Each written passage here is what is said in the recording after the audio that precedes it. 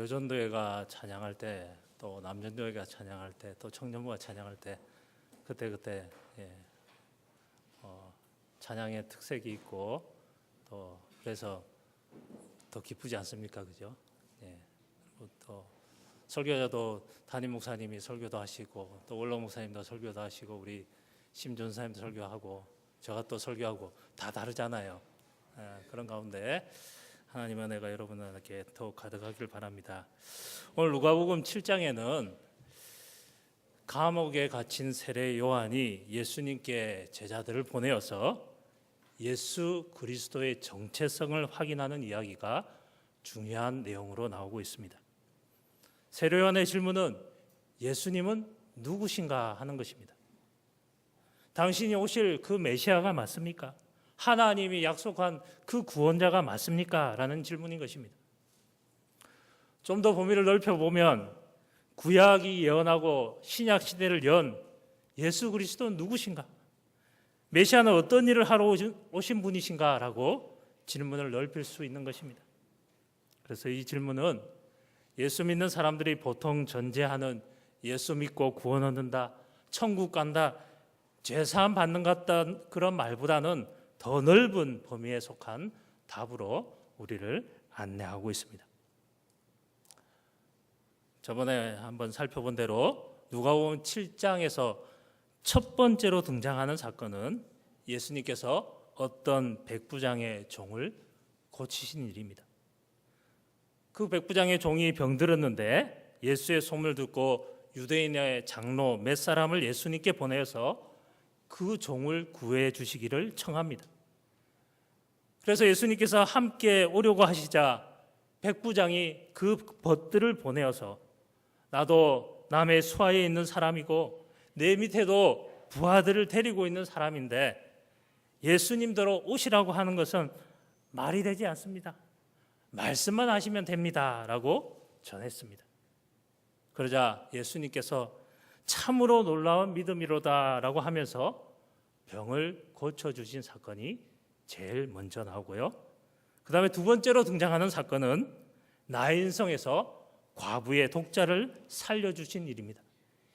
이 두 사건이 앞에 소개되고 난 후에 지금 세례 요한이 제자들을 예수님께 보내어서 당신이 오실 그 메시아가 맞습니까? 라고 질문하고 있는 것입니다.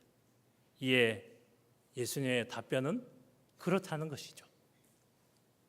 보통 우리가 기독교 신앙을 소개하고 전도용으로 쓸 때에는 예수님께서 누구신가를 폭을 좁혀서 죽어서 천국 가야 된다, 제사함 받아야 된다 하는 너무 개인적인 문제로 아주 성급하게 들어가 버릴 때가 많습니다.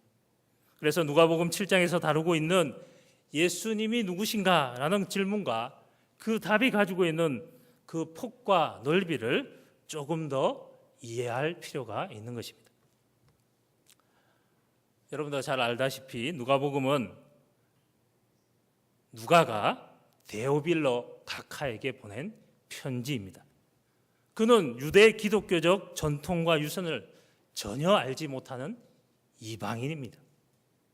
예수 믿는 것이 천국 가는 문제고 구원의 문제라는 것을 쉽게 이해할 수 없는 그런 예비 지식이 없는 사람입니다. 그 예비 지식이 무엇이냐라고 하면 세상이 무엇이냐, 역사가 무엇이냐, 인간이 무엇이냐, 인생이 무엇이냐라는 문제에 대한 기독교적 이해를 말하는 것입니다. 그런데 이런 배경 없이 앞부분을 빼버리고 단도직입적으로 본론으로 들어가 버리는 경우가 많아서 사실 신앙인들은 이 문제를 그 전통 속에서나 아니면 주변의 소개로 쉽게 인도받았다가 그러한 큰 그림을 놓치곤 하기에 오늘 이 내용이 우리에게 중요한 것입니다. 세례 요한의 물음은 당신이 메시아가 맞습니까? 라는 것이고 예수님의 답은 맞다. 그 맞는 증거가 이것이다 라고 말씀하는 것이 오늘 본문 22절 말씀입니다. 우리 다시 한번 22절 말씀 함께 보도록 하겠습니다. 시작. 예수께서 대답하여 이르시되 너희가 가서 보고 들은 것을 요한에게 알리되 맹인이 보며 못 걷는 사람이 걸으며 나병 환자가 깨끗함을 받으며 기목은 사람이 들으며 죽은 자가 살아나며 가난한 자에게 복음이 전파되라 하라. 아멘. 앞에 나온 두 가지 사건과 연결하여 보면 아무런 유상과 준비가 없는 이방인의 로마 백부장이 어떻게 그런 믿음을 갖게 되었는가? 도대체 예수님이 어떤 분이시고 얼마나 대단한 분이시기에 아무런 준비가 안 된 이런 사람의 심령에 항복을 받아내고 있는 것인가? 라는 문제를 생각해 볼 수 있을 것입니다. 또한 나인성 과부의 독자를 살리신 사건에서도 우리는 이러한 것들을 살펴볼 수 있습니다.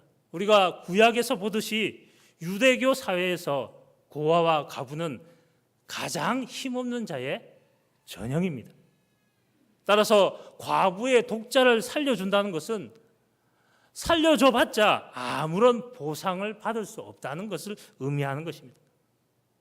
한 민족을 구원할 해방자로 오셔서 그런 한심한 일이나 쓸데없는 일이나 하는 것이 도대체 무슨 의미가 있느냐라고 질문하고 있는 것입니다. 예수님의 이 대답은 나는 하나님의 나라를 선포하러 왔다, 하나님의 나라를 성취하러 왔다 하는 의미인 것입니다. 우리가 누가복음 7장을 살펴보고 있는데 누가복음 4장에도 가보면 예수님이 당신의 사역을 이렇게 시작하고 계십니다. 동일한 답이 4장 16절 이하에 이렇게 이미 선언되어 있습니다. 우리 누가복음 4장 16절로 21절 말씀 교독하겠습니다. 제가 먼저 16절 말씀 보겠습니다. 예수께서 그 자라나신 곳 나사렛에 이르사 안식일에 늘 하시던 대로 회당에 들어가사 성경을 읽으려고 서심해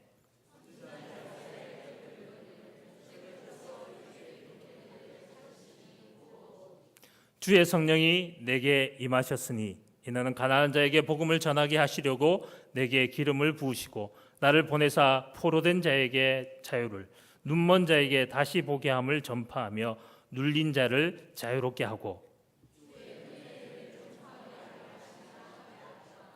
책을 덮어 그 맡은 자에게 주시고 앉으시니 회당에 있는 자들이 다 주목하여 보더라.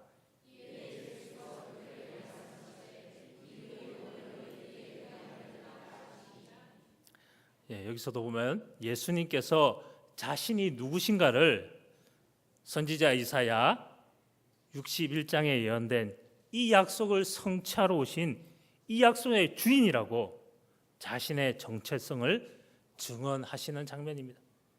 가난한 자에게 복음을 전하며 눈먼 자에게 다시 보게 함을 전파하러 오셨다는 것입니다. 눌린 자에게 자유를 주러 오셨다는 것입니다. 그것이 하나님의 나라요, 하나님 통치의 가장 중요한 특성이요 본질이라 말씀하신 것입니다.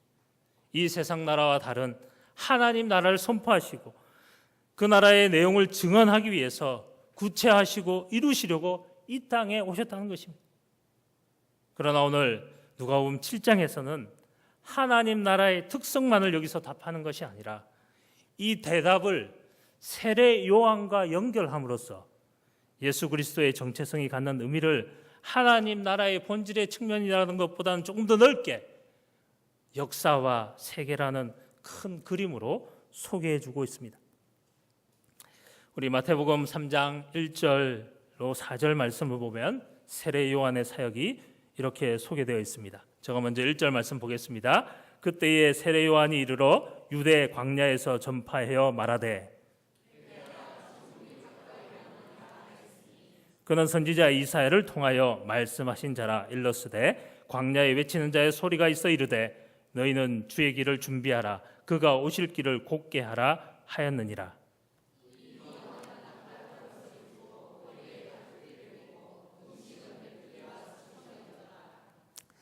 세례 요한은 주의 길을 예비하러 온 사람입니다. 오늘 우리가 읽은 본문 누가복음 7장 27절에서도 기록된 바 보라, 내가 내 사자를 내 앞에 보내노니 그가 내 앞에서 내 길을 준비하리라 한 것이 이 사람에 대한 말씀이라 라고 기록하고 있습니다. 세례 요한이 주의 길을 예비하러 온 메시아의 사역을 준비하러 온 사람임을 가르치고 있습니다. 이 세례 요한의 등장은 성경 약속의 실현이요 성취인데 그는 주의 길을 예비하러 온 자입니다. 즉 세례 요한이 주인공이 아니라는 것입니다.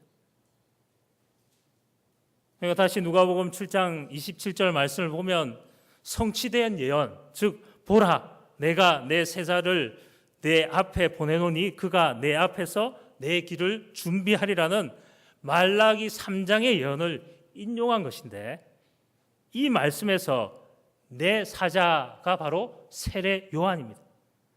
그런데 여기 내 앞에 보내노니 하는 그 너는 바로 메시아를 가리킵니다. 여기서 중요한 것은 이 모든 일이 그 당사자의 결심이나 헌신으로 이루어진 점이 아니라는 것입니다. 세례 요한이 세례 요한 되기로 메시아가 메시아 되기로 결정한 것으로 그 자리에 있는 것이 아니라 맨 앞에 나오는 대로 내가가 있습니다. 내가 내 사자를 내 앞에 보내니 그가 내 앞에서 내 길을 준비하리라고 말씀합니다. 이렇게 함으로써 우리는 세례 요한의 등장이 메시아의 사역을 준비하는 정도보다 더 크게 그 시간 배열로 인하여서 그 앞을 내다보게 하는 것입니다. 사람은 자기가 어떠한 사람이 될 것을 자기가 태어나기 전에 준비할 수는 없습니다. 태어나서야 깨달음이 있고 헌신해서 자기 길을 결정하는 법인 것입니다. 세례 요한은 주의 길을 예비하도록 보냄을 받은 자입니다. 그것을 준비하신 분은 하늘 아버지십니다. 마찬가지로 예수 그리스도도 그렇게 보냄을 받은 것입니다. 그래서 이 문제가 우리를 어디로 인도하느냐 하면 가장 중요한 주인공인 메시아를 위해서 세례 요한을 예비하는 자로 준비시키셨다는 것입니다. 결국 메시아가 주인공이라는 것, 이 메시아의 중요성이 세례 요한에 의해서 분명하게 확증되는 것으로 우리가 확인되는 것입니다. 그렇게 해서 메시아를 준비하고 예비할 자를 보내시는 그 하나님께로 우리의 시선을 끌고 가는 것입니다. 이렇게 함으로써 하나님이 역사와 세상의 주인인 것을 우리에게 강조해 주고 있습니다. 그래서 메시아가 누구냐 할 때 메시아가 구원자이시다, 우리 죄를 대신 짊어지고 우리를 죄에서 구속하신 분이시다, 우리를 천국으로 인도하실 분이시다 라고 답하기 이전에 먼저 우리가 전제하고 있는 것, 곧 하나님이 계시다, 하나님의 기쁘신 뜻이 있다 하는 것을 놓쳐버리게 되면 기독교 신앙은 너무 내세적이고 내면화되어 버리는 것입니다. 이렇게 기독교 신앙이 내면화되어 버리면 현실을 사는 일에 힘을 잃고 자꾸 도망을 가게 됩니다. 기독교 신앙이 종교성, 도덕성, 영성이라는 이름으로 개인의 정성 속에 갇혀버리고 천국이란 내세로 도피하게 되고 현실과 역사와 세상이라는 것은 하나님과 아무 관계가 없는 것으로 생각되어 버린다는 것입니다. 누가는 데오빌로 가카에게 이렇게 말하고 있다 할 수 있습니다. 예수님이 누구신가를 이야기하려면 세상과 역사의 주인이 계시다는 이야기를 먼저 해야만 하고 확인시켜 주어야 합니다. 세상이 우연에 의해서 굴러가는 것이 아니라 만드시고 섭리하시고 인도하시고 목적하시는 분이 계시다는 것을 밝히지 않고는 예수님의 오심이 그저 한 위인의 어떤 깨달음이 있어서 모든 인류에게 그 깨달음을 나누어주는 정도로 축소되고 말 것이다 라고 얘기하는 것과 같은 것입니다. 이 문제는 마태복음 3장에 보면 세례 요한의 사역 뒤에 이렇게 이어지는 것을 통해서도 확인할 수 있습니다. 우리 마태복음 아까 3장 4절까지 봤는데요, 5절부터 9절 말씀 교독하겠습니다. 이때 예루살렘과 온 유대와 요단강 사방에서 다 그에게 나와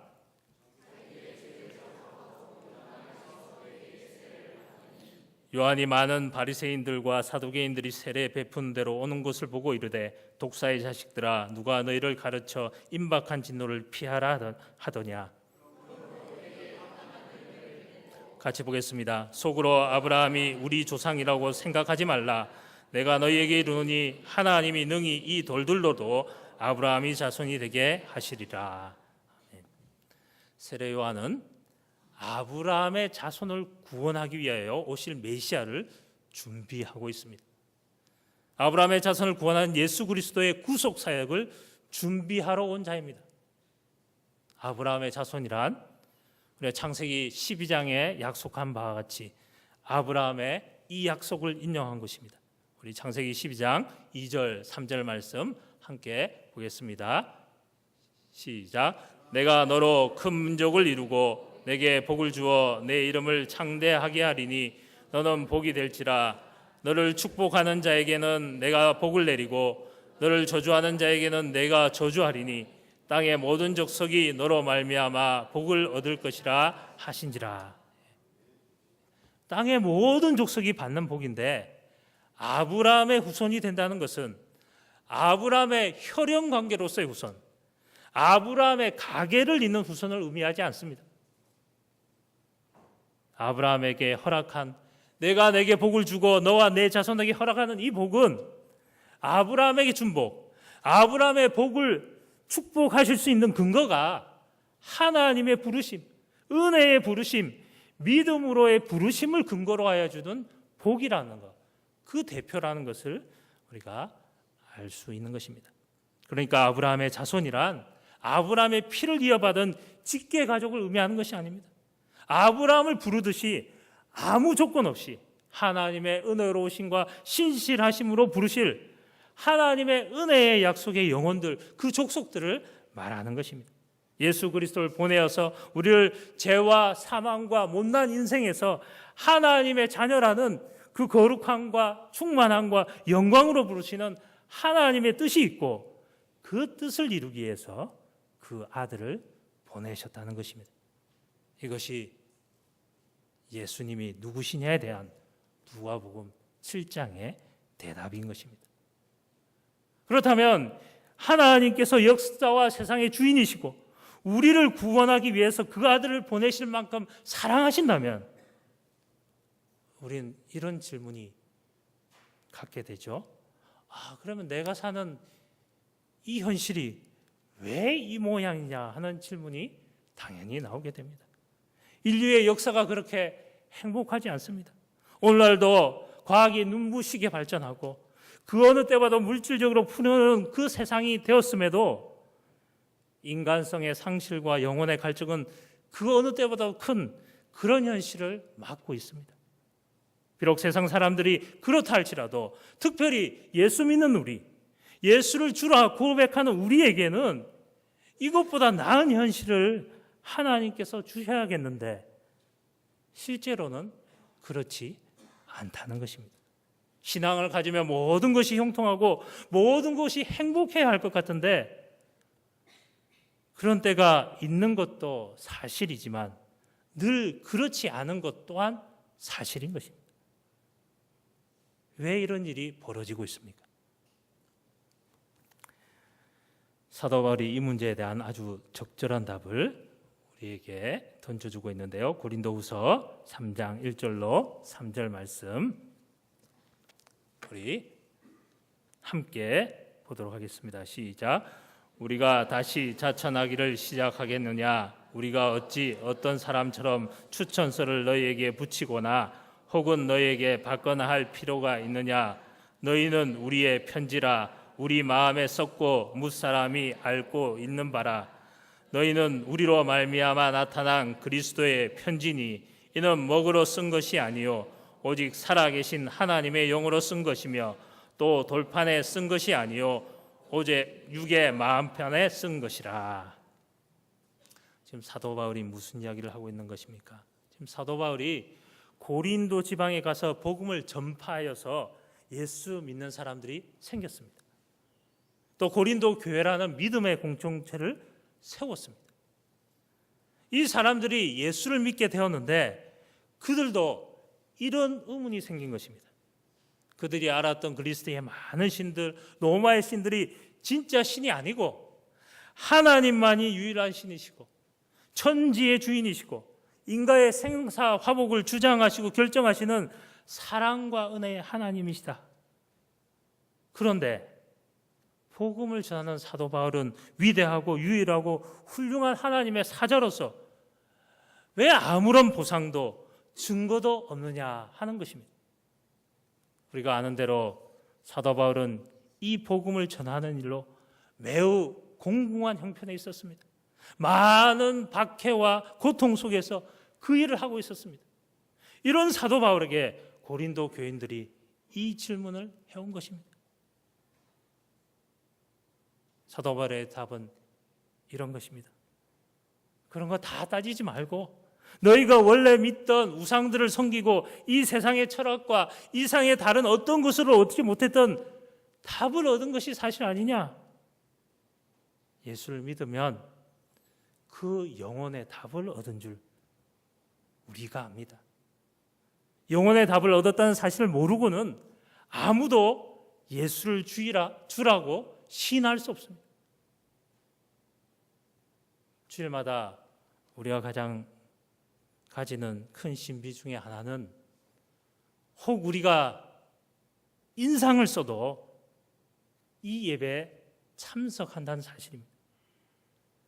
불만으로 가득 차서 이 자리에 올 수 있습니다.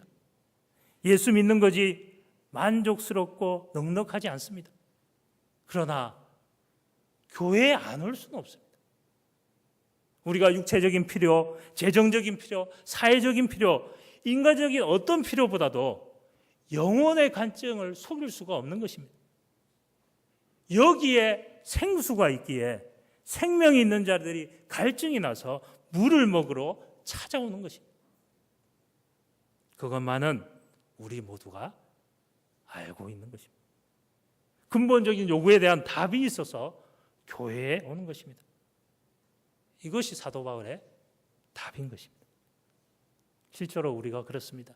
세상이 왜 이런지, 인생이 왜 이런지 납득할 수 없는 것들이 참으로 많습니다. 그러나 예수 믿는 것을 중단하거나 포기할 수 없습니다. 기독교 신앙의 중요한 진리인 것입니다. 예수 그리스도께서 이루신 일이 우리에게 지금도 열매 맺고 있습니다. 지금도 그 일을 하고 계시다는 사실이 예수님이 오신 만큼이나 분명하게 지난 기독교 2000년 역사 속에서 어느 나라, 어느 민족에게나 현실이었고 진리였습니다. 우리나라도 그렇습니다. 그래서 이제 누가복음 7장으로 이야기하자면 예수 믿어 얻은 우리의 구원의 무엇인가에 대한 그 답과 함께 하나님이 역사 세계의 주인이시라면 우리가 어떻게 역사와 인생을 이해할 것이냐에 대한 답도 우리에게 주신 셈이 되는 것입니다. 우리는 역사와 세계를 보고 기독교를 이해하는 것이 아닙니다. 예수를 믿고 알게 되자 세계와 역사와 인생이 이해되는 것입니다. 하나님이 잘못해서 이렇게 된 것이 아니라 인간이 그 주범이라는 것을 깨닫게 됩니다. 예수가 없으면 세상은 망할 수밖에 없고 역사는 벌써 끝날 수밖에 없다는 것을 알게 되는 것입니다. 하나님께서 좀 일찍, 좀 더 분명하게 우리를 만족시킬 수는 없는가 하는 반문이 들기도 합니다. 그러나 하나님의 지혜와 하나님의 친비는 은혜라는 말로서 이해되지 않는 한 우리는 전혀 납득할 수 없습니다. 하나님이 더 많은 은혜를 베풀기 위해서 우리가 요구하는 답을 미루고 계신다고 성경은 말씀하고 있습니다. 그렇다고 하나님이 외면하고 계시거나 열심을 덕을 갖고 계신 것은 분명히 아닙니다. 로마서 8장은 그 사실을 이렇게 우리에게 확인시켜주고 있습니다. 우리 29절, 30절 말씀 함께 보겠습니다. 시작. 하나님이 미리 아신 자들을 또한 그 아들의 형상을 본받게 하기 위하여 미리 정하셨으니 이는 그로 많은 형제 중에서 맏아들이 되게 하려 하심이니라. 또 미리 정하신 그들을 또한 부르시고 부르신 그들을 또한 의롭다 하시고 의롭다 하신 그들을 또한 영화롭게 하셨느니라. 하나님이 역사와 세상에 뜻을 갖고 계신다고 말씀합니다. 계획과 목표를 갖고 계신다고 말씀합니다. 우리 장로교가 가르치는 예정론이라는 교리는 하나님이 무슨 일을 시작하실 때는 목표를 정하시고 생각하시고 준비하여서 시작하신다는 것입니다. 그리고 그 일을 의지를 갖고 신실하게 이루어내신다고 말씀합니다. 미리 아신 자들을 미리 정하시고 미리 정하신 그들을 부르시고 부르신 그들을 의롭다 하시고 의롭다 하신 그들을 영화롭게 하실 것입니다. 그러나 우리가 방금 성경에서 보듯이 이것은 완로형으로 되어 있습니다. 시간적으로 미래에 일어날 것이지만 하나님이 그것을 정하셨기에 이미 이루어진 것과 같다는 것입니다. 이것이 예정론이 가지는 우리 신앙의 중요한 설명인 것입니다. 하나님이 우리를 그의 자녀로 부르셔서 우리를 그의 자녀로 완성하십니다. 승리케 하시고 영광스럽게 하시려고 그 아들을 보내셨습니다. 그 아들의 오심은 하나님이 세상과 역사의 주인이시고 세상과 역사를 승리케 하시고 그가 부르시는 자신의 아들을 우리의 현실에 우리의 현장에 찾아오게 하시는 열심 있는 분이시라고 소개하고 있습니다. 그래서 로마서 8장 28절 말씀이 이 말을 미리 해놓고 있는 것입니다. 우리 같이 보겠습니다. 시작. 우리가 알거니와 하나님을 사랑하는 자 곧 그의 뜻대로 부르심을 입은 자들에게는 모든 것이 합력하여 선을 이루느니라. 우리는 예수 믿는 것을 포기할 수 없습니다. 그러나 우리 마음에 불만도 적잖이 있습니다. 이해 안 되는 것이 하나둘이 아닙니다. 그러나 세상이 좀 더 좋은 조건과 환경을 가져야 된다든가 정치가 더 잘 되어야 된다든가 역사가 점점 밝은 방향으로 가야 된다는 하는 이런 것 말고 우리 개인에게 일어나는 우리의 실패, 미련함, 게으름까지 다 합해서 우리의 눈물, 한숨, 후회까지 묶어서 하나님이 그가 이루시는 그 일을 이루시는데 다 쓰실 것입니다. 우리는 자랑할 것이 전혀 없지만 하나님은 영광의 자리에 우리를 세우시는 일을 결단코 포기하거나 실패하지 않으실 것입니다. 이것이 우리가 가지는 기독교 신앙의 핵심된 내용으로 우리 자신을 위해서뿐만 아니라 우리가 몸담고 사는 세상과 역사에 대해서 우리가 가지는 믿음의 눈인 것입니다. 믿음의 이해인 것입니다. 세상을 향해서 고쳐라, 달라져라 그러실 거 없습니다.